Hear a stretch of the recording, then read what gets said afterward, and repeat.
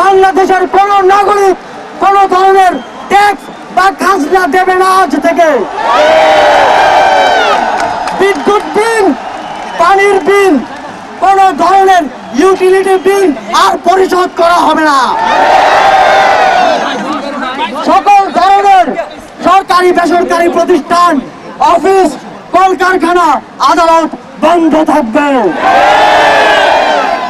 আপনারা কেউ অফিসে যাবেন না, তবে মাস শেষে বেতন নিতে যাবেন।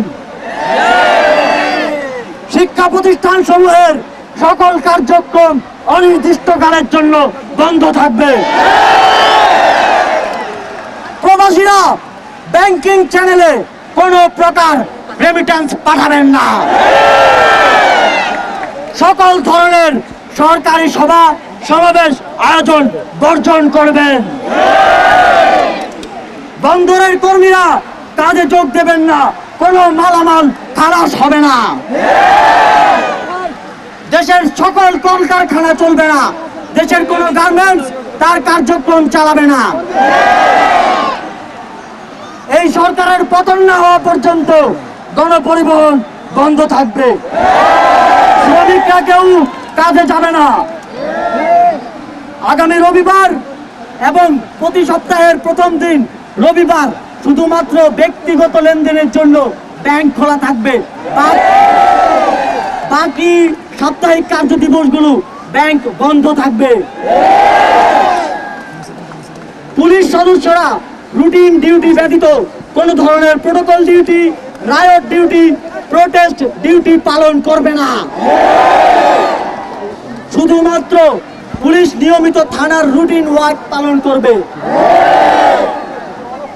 বিজিবি ও নৌবাহিনী ব্যতীত অন্য বাহিনী ক্যান্টনমেন্টের বাইরে ডিউটি পালন করবে না।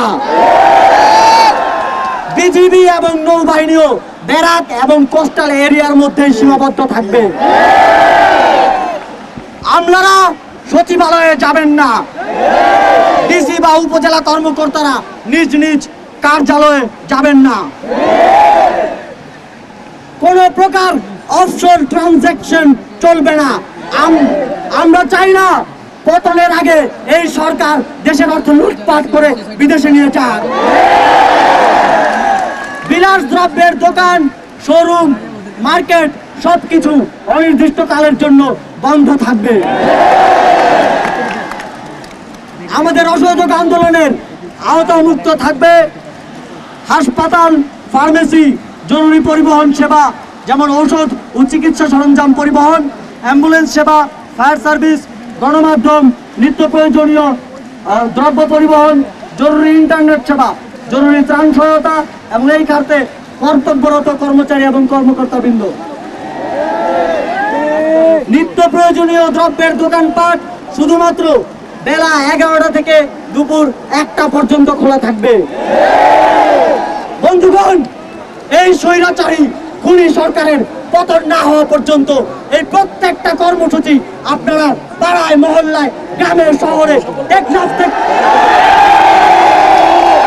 থেকে তেতুলিয়া, রূপসা থেকে পাকুড়িয়া বাস্তবায়ন করার দায়িত্ব নেবেন। আপনারা কি সেই দায়িত্ব নিচ্ছেন? কারা কারা দায়িত্ব নেবেন হাত তোলেন। যতদিন পতন না হবে ততদিন আমরা এই সরকারের সাথে সম্পূর্ণ নন কোঅপারেশন, অসহযোগ ঘোষণা করছি। অসহযোগের পাশাপাশি বিক্ষোভ মিছিল সমাবেশ করে আপনারা সারা দেশে এই আন্দোলনকে জাগ্রত রাখবেন।